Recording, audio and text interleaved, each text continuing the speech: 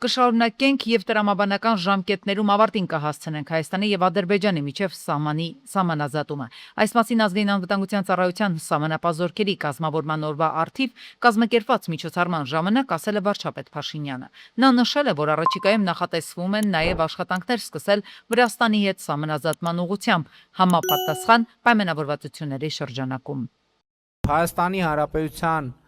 անկախությունից ի վեր առաջին անգամ Հայաստանի Հանրապետության բոլոր սահմանային անցման կետերը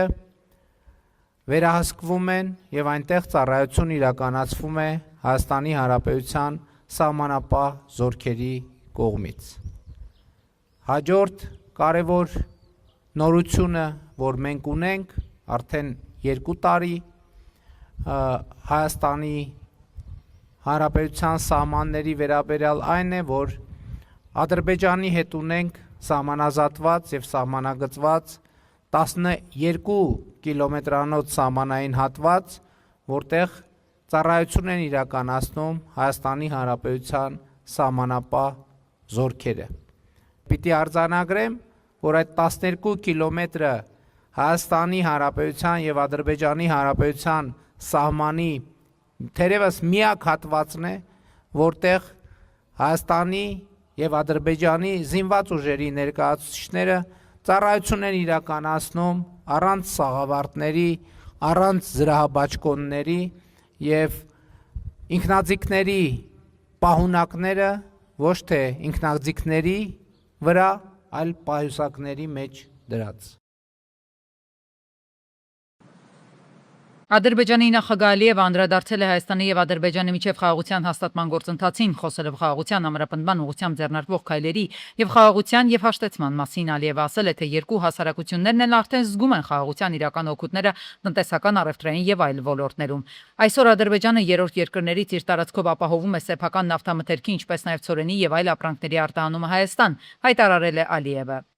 Թուրք-ադրբեջանական տանդեմի դիվանագիտությունն է Հայաստանի հետ հարաբերությունների կարգավորման գործընթացում Էրդողան-Ալիև զույգը քաղաքականությունը տանում է միմյանց հետ գործակցությամբ կամ կարելի ասել փոխանցումներով։ Այնպես չի, որ Ադրբեջանի եւ Թուրքիայի դիրքորոշումները բոլոր հարցերում համընկնում են։ Նրանք խաղում են այդ հայտնի բարի քննիչ, չար քննիչ խաղն են խաղում։ Թուրքիան որպես ավելի լուրջ երկիր, ծանրակշիռ, խորքային պետություն գերադասում է կոշտարետորաբանությամբ հանդես չգալ, բայց Ադրբեջանի միջոցով ներկայացնում են Եվ ահա Ադրբեջանի կողմից Արցախի օկուպացումից տարիներ անց Հայաստանի իշխանությունները բարձրաձայնում դժգոհում են, որ Թուրքիայի հետ հարաբերությունների կարգավորման հայ-թուրքական սահմանի բացման գործընթացում խոչընդոտում է Ադրբեջանը։ Տարիներ շարունակ Թուրքիան նախապայմաններ է առաջ քաշում, որ այդ սահմանը կբացի, եթե Արցախը տեսնեն Ադրբեջանի կազմում։ Թուրքիայի համար կարևոր չի Հայաստանի ապաշրջապակում կլինի թե չէ սահմանը բաց կլինի թե չէ։ Նրանք այդ հարցերը նայում են իրենց շահերի տեսանկյունից։ Իրենց համար մեծ հաշվով միևնույն է, նրանք այդ խնդիրների լուծմանը կհասնեն խաղաղության համաձայնագրի միջոցով, թե Ադրբեջանին կհրահրեն ագրեսիա եւ այդ ձևով կլուծեն։ Ստացվում է եւ դա նաեւ իշխանական ներկայացուցիչներն են խոստովանում։ Մի կողմից Ադրբեջանը բանակցում է հայկական կողմի հետ, մյուս կողմից թույլ չի տալիս, որ Թուրքիան բանակցի Հայաստանի հետ։ Սա տարօրինակ իրավիճակ է։ Թուրքիան դարձել է այս հարաբերությունների գերին։ Հայաստան-Թուրքիա կարգավորման գործընթացում ակնառու խնդիրներ չկան։ Հայաստանը պատրաստ է բացել սահմանը, բայց Թուրքիան նոր քայլ չի ձեռնարկում։ Պետք չի, որ ամեն ինչ ինձ հետ համաձայնեցված լինի։ Ազգային ժողովի նախագահ բարձրաստիճան պաշտոնյա կարող է դիրքորոշումներ, տպավորություններ Գործող իշխանության բարձրաստիճան պաշտոնյաների հայտարարությունները, քաղաքական թեզերը հակասում են միմյանց։ Արդյոք տարածաշրջանում ձևավորվել է խաղաղության օրակարգ։ Եթե նրանք իրենց առջև դրած խնդիրները կարծում են, որ կարող են լուծել բանակցությունների միջոցով, ինչու պիտի դա անեն պատերազմի միջոցով։ Այսինքն իրենց համար խաղաղությունը ոչ թե նպատակ է, այլ միջոց, որպեսզի հասնեն իրենց նպատակներին։ Մյուս կողմից նկատելի է, որ հայ-ադրբեջանական թուրքական բանակցային գործընթացներում դադար կա, ինչի են սպասում Բաքուն եւ Անկարան, քաղաքագիտական համայնքում տարբեր տեսակետներ կան։ Հնարավոր է այն պայմանավորված է Մերձավոր Արևելքում լարվածության պահպանման Իրանի շուրջ տեղի ունեցող զարգացումներով։ Մյուս կողմից չի բացառվում, որ թուրք-ադրբեջանական տանդեմը սպասում է հայաստանյան խորհրդարանական ընտրությունների արդյունքներին։ Գյուրջան Կասկադ 60 ամիս փուլային վճարում բազմաթիվ առավելություններ։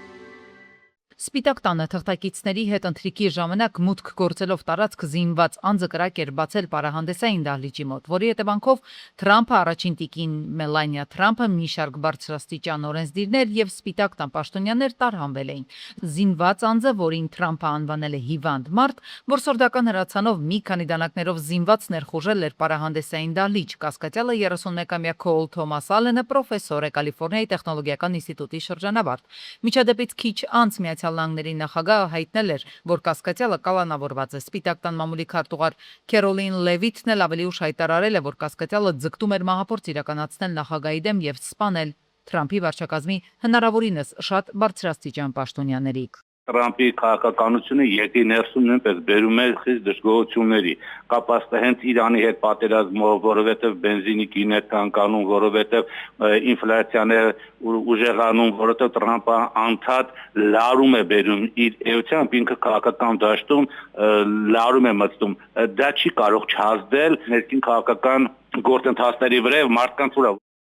Հերոսազրույց է տեղի ունեցել Թրամփի եւ Մեծ Բրիտանիայի վարչապետ Քիր Սթարմերի միջև քննարկել են Հորմուզի նեղուցով բեռնափոխադրումների վերսկսման անհրաժեշտությանը վերաբերող հարցեր։ Զրուցակիցները հետաքրքրվել են Ֆրանսիայի նախագահ Մակրոնի Հորմուզի նեղուցով նավարկության ազատության վերականգնանը վերաբերող համատեղ նախաձեռնության ընթացքով։ Պատերազմի պատճառով նեղուցի անանցանելիությունը գների թանկացման պատճառ է դարձել աշխարհում, այդ թվում Մեծ Բրիտանիայում։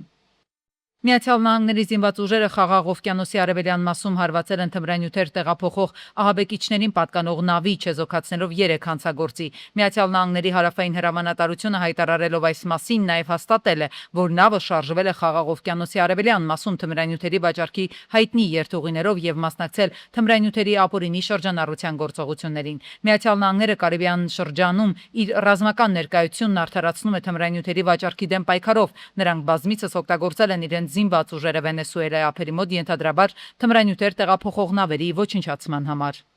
Հակակոռուպցիոն կոմիտեն բերման է ենթարկել ուժեղ Հայաստան կուսակցության անդամ հետախույս Արթուր Ավանեսյանին։ Նա անցնում է ընտրական գործընթացների հետ կապված ենթադրյալ խախտումների գործով։ Նրա անունը քաչ հայտնի է զինվորականներին Լեռնային Ղարաբաղի պաշտպանության բանակի լեգենդար հետախույզն ունի 30-ամյա մարտական փորձ։ Նա բազմիցս գործուղվել է ամենավտանգավոր տեղամասեր հակառակորդի հետ բախումների ժամանակ։ Վարչապետին ուղեկցող մեքենայի մասնակցությամբ տեղի ունեցած վրաերթի հետևանքով զոհված հղի կնոջ գործով դատական գործընթացները 4 տարի անց էլ դեռ չեն ավարտվել։ Սոնա Մնացականյանին մահացու վրաերթի ենթարկված վարորդի վերջնական պատիժը հայտնի կդառնա մայիսի 18-ին, երբ վերաքննիչ դատարանը կհրապարակի իր վճիռը։ Քաղաքացիները մոմավառություն էին կազմակերպել եւ ծաղիկներ խոնարհել դեպքի վայրում Պարոնյան Լեո խաչմերուկում։ Նրանք շատ խաղադիկներ էին տեղադրել ի հիշատակ չծնված մանկան։ Իրավապաշտպաններն ու փաստաբանները գործի վերաբերյալ հատուկ զեկույց են ներկայացրել։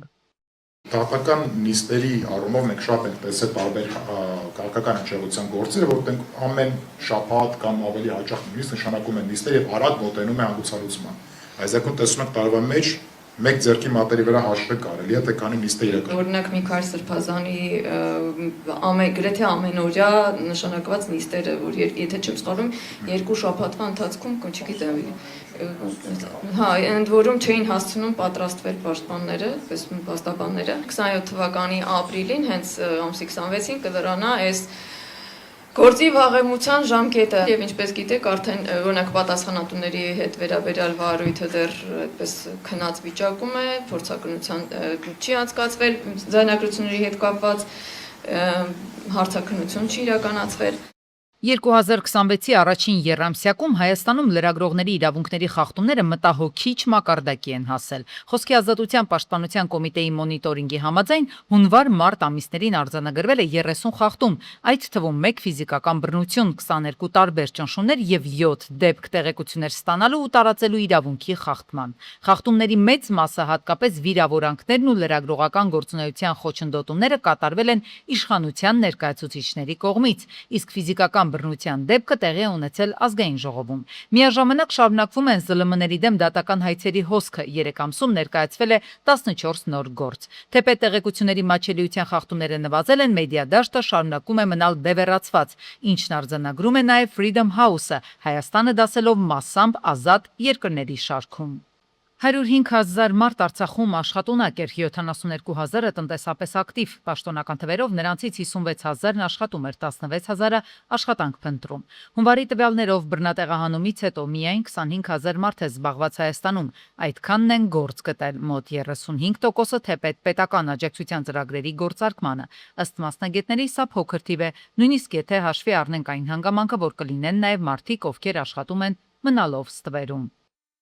Մի ուրիշ խնդիր էլ ունենք, Արցախում բնակության 60%-ը մոտավորապես գյուղական բնակություն էր եւ ինքը ուներ իր սեփական հողերը, ուներ իր նաեւ զբաղմունքը, եթե պաշտոնապես աշխատող էլ չէր, իր այգին ուներ, իր բանջարանոցը ուներ, իր անասուններ ուներ։ Հայաստանում փաստորեն այս ամբողջ տեղահանված բնակչությունը սեփական գյուղատնտեսական հող չունի, Հայաստանն էլ սակավահող երկիր է եւ սա նույնպես խոչընդոտ է, որ գյուղական բնակչության մի զգալի մասը, որը ուրիշ բան ուներ, զբաղվածություն ուներ, ամբողջովին փոխվել է։ Եվ հնարավոր է այդ ամբողջ գյուղական բնակչությունը այսօր դարձյալ քաղաքային բնակչությանը հարիր խնդիրներով եւ զբաղվածության լրացուցիչ խնդիրներով։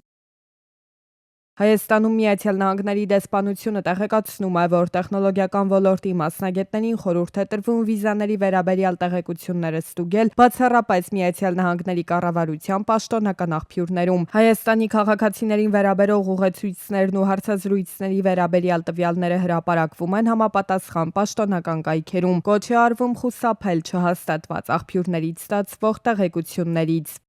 Հայաստանում տնտեսական ակտիվության ցուցանիշը 2026-ի հունվար-մարտ ամիսներին նախորդ տարվա նույն ժամանակահատվածի համեմատ աճել է 7.1%-ով։ Ամենամեծ աճը գրանցվել է շինարարության ոլորտում 22%։ Տվյալները ներկայացնում էին Հայաստանի Հանրապետության ֆինանսների նախարարությունից։ Երևանը կպարի ապրիլի 29-ին քաղաքի սիրտը կդառնա կենթանի բեմ, Պարի միջազգային օրվա կապակցությամբ ԿԳՄՍ նախարարության հովանում ներքո իրականացվող Արի-Պարի լայնամասշտաբ նախաձեռնությունը կմիավորի շուրջ 4000 պարողների, պետական ու հանրաճանաչ խմբերից, ուսումնական հաստատություններից եւ Հայաստանի մարզերից, մեկ մեծ հանրային տոնի շուրջ։ Տոնական օրը կմեկնարկի ժամը 16-ին Հանրապետության հրապարակում տոնական շուրջ պար 7 շրջանով, միջոցառմամբ ժամը 18-ին միաժամանակ պարային ֆլեշմոբեր կանցկացվեն Հյուսիսային պողոտայում, Ազնավուրի անվան հրապարակում եւ մի շարք այլ կենտրոնական վայրերում։ Ապրիլի 26-ին Եղվար Ձորավան ճանապարհին 83-ամյա Կոլյան Գազել Բեռնատարով դուրս է եկել երթևեկելի գոտուց բախվել հողաթմբին, գլխիվայր հայտնվել դաշտում։ Բարորդին առաջին օգնության են հասել քաղաքացիները, օպերատիվ է գործել շտապօգնության բժիշկների հերթապահ խումբը, վիրավորը վնասվածքներով տեղափոխվել է Արմենիա բժշկական կենտրոն, ժամանել են ոստիկանության բարեկային ծառայության Կոտայքի մարզի գումարտակի 2-րդ վաշտի 2-րդ դասակի բարեկները։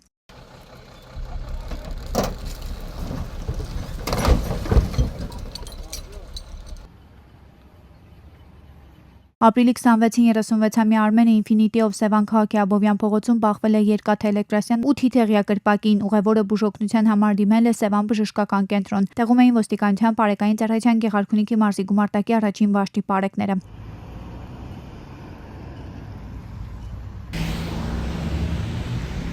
Ապրիլի 25-ին Աճարյան փողոցում բախվել են BMW X5-ը, Տեսլան ու Տոյոտան, 2 հոգի տեղափոխվել են Երևանի տարբեր հիվանդանոցներ։ Ժամանել են ոստիկանության բարեկային ծառայության Երևան քաղաքի գնդի 3-րդ գումարտակի առաջին վաշտի բարեկները։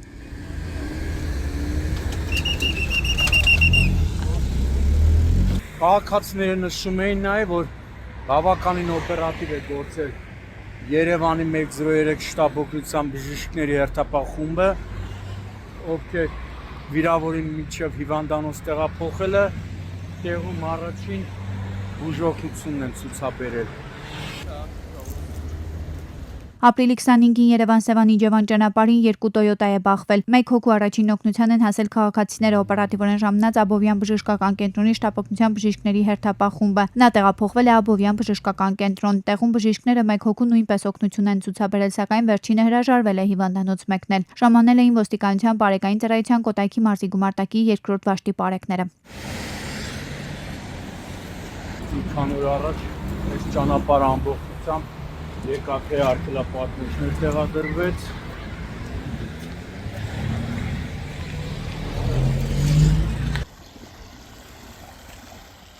Ապրիլի 24-ին արտակարգ դեպք է տեղի ունեցել Մայրաքաղաքում հաղթանակ թաղամասով անցնող ջրանցք մեքենա էր ընկել։ Երևանի շտապօգնության բժիշկների հերթապահումբը վարորդին 57-ամյա հայկին տեղում օգնություն է ցուցաբերել։ Վարորդը հրաժարվել է հիվանդանոց մեկնել, նա սթափ է եղել։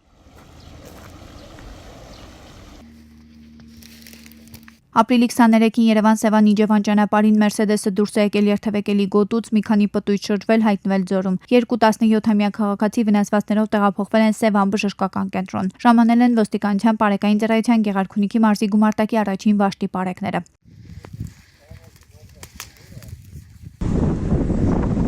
Նույն օրը Մարտունի քաղաքի Ստեփան Շահումյան փողոցում բախվել են 67-ամյա Մամիկոնի Նիսսանն ու 59-ամյա Հուսիկի VAZ-2106-ը։ Վերջինը վնասվածքներով տեղափոխվել է Մարտունի բժշկական կենտրոն։ Տեղում էին ոստիկանության Պարեկային ծառայության Գեղարքունիքի մարզի գումարտակի 2-րդ վաշտի 2-րդ դասակի պարեկները։